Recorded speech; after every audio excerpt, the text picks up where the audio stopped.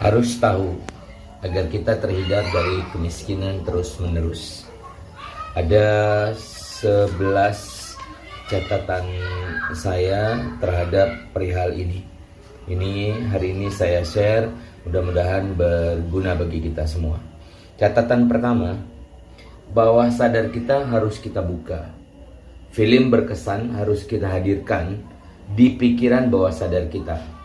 Misal ketika kita bilang, saya nggak pantas dapatkan itu, ya rezekinya jadi pindah ke orang lain yang memantaskan diri. Maka kita harus buat film yang mengesankan kalau kita pantas untuk mendapatkan sesuatu yang berharga dari Allah Subhanahu Wa Taala, sehingga kepantasan itu yang menghadirkan rezeki tadi. Kemudian yang kedua, ada yang bilang duit itu jahat. Duit itu jahat. Ya duitnya gak mau datang, begitu dapat jadi buang, wong jahat gitu loh.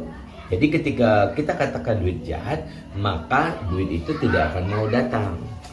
Yang ketiga, ada juga yang bilang duit itu susah dicari. Ya dia nyarinya susah, duit susah dapat. Jadi kata-kata kita itulah yang membuat filtering ke dalam pikiran kita, ke dalam film kita, ke dalam film di bawah sadar kita, duit jadi susah datangnya.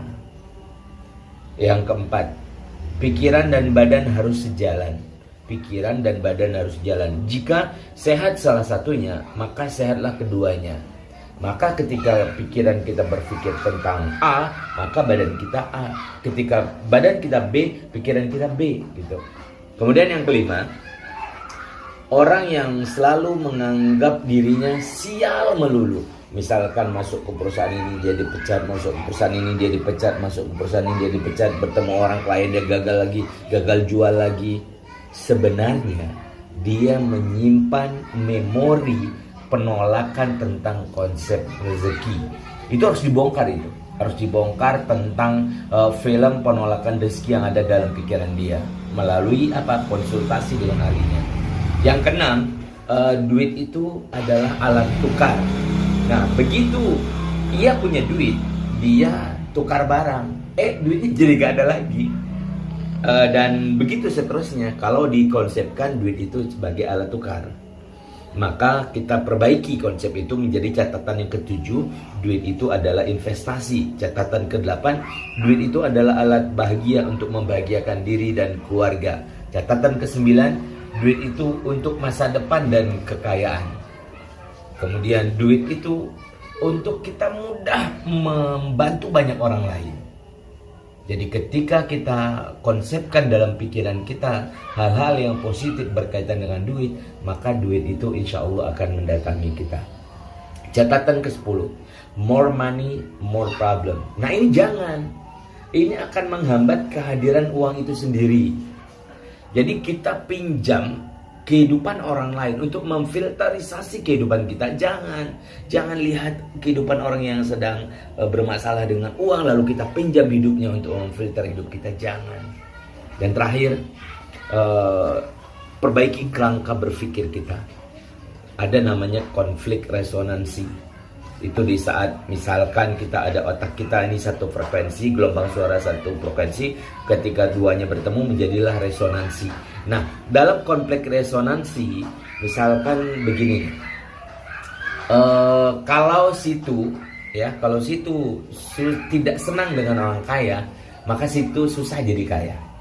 Kalau situ tidak senang dengan orang kaya, situ susah jadi kaya. Kenapa? Karena resonansi kita senang dengan orang yang susah, senang dengan kehidupan yang susah. Makanya untuk kita melihat ketika ada orang kaya yang jahat, jangan dilihat. Ketika ada orang kaya menyebalkan, jangan dilihat. Lihatlah kekayaannya sebagai wujud sebuah kekayaan. Misalnya misal begini, konflik resonansi itu. Misal kita ingin menjadi seorang pedagang kopi, maka kita tidak boleh membenci pedagang kopi atau sesuatu yang berhubungan dengan kopi. Jadi agar kita mudah dan tidak terjadi konflik resonansi, maka kita harus berhubungan dengan baik dengan apa yang kita impikan. Demikian 11 catatan yang saya bagikan hari ini. Semoga bermanfaat sahabat semuanya. Assalamualaikum warahmatullahi wabarakatuh. Aku mencintaimu ya Allah. Aku menyesali semua perbuatan kesalahanku. Maafkan aku ya Allah. Terima kasih ya Allah. Aku bersyukur atas segala apapun yang Kau berikan. Aku mencintaimu ya Allah. Aku menyesali semua perbuatan-perbuatanku. Maafkan aku ya Allah.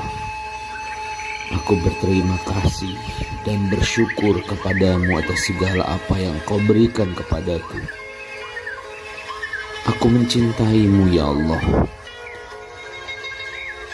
Aku menyesali semua kesalahanku. Maafkan dosa-dosaku ya Allah. Aku berterima kasih dan bersyukur atas segala apapun pemberian darimu ya Allah. Aku mencintaimu ya Allah. Aku menyesali semua perbuatan-perbuatanku. Maafkan aku ya Allah. Aku berterima kasih kepadamu ya Allah. Dan bersyukur atas segala apapun yang Engkau berikan kepadaku ya Allah.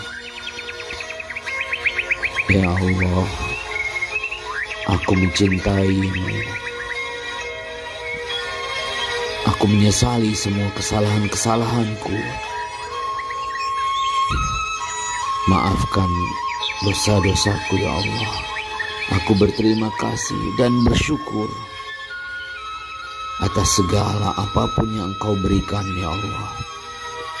Ya Allah, aku mencintaimu. Maafkan segala salahku. Ya Allah, aku mencintaimu.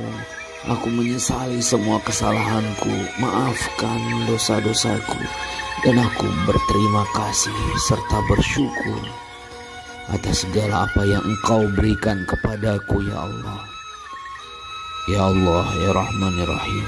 Aku mencintaimu. Aku menyesali semua kesalahanku.